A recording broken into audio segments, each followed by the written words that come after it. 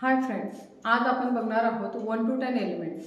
Elements हे विद्यार्थ्यांसाठी केमिस्ट्रीमध्ये किंवा सायन्समध्ये अगदी 10 पर्यंत आणि 12 पर्यंत नेहमीच इम्पॉर्टंट आहेत आणि राहतील.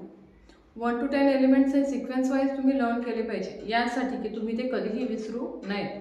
अनेक कोडवर्ड्स तुम्हाला यासाठी मिळतील आणि हे जे कोडवर्ड आपण आज बघणार आहोत ते अतिशय इझी, सुटेबल, जे तुम्ही नेहमीसाठी इझिली लक्षात ठेवू शकता.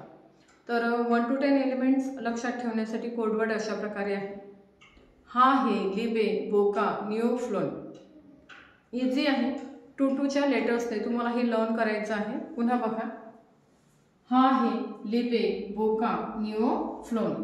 त्यानंतर या प्रत्येक अल्फाबेटसाठी किंवा अक्षरासाठी तुमच्याकडे एक एलिमेंट लक्षात तुम्हाला ठेवायचा आहे. हा फॉर एच, हे फॉर एची, ली फॉर एल, बे फॉर बीई, बो फॉर बी, का फॉर सी, नी for N, O for O, फ्लो फॉर एफ, अँड सेकंड नी हा एन साठी आहे.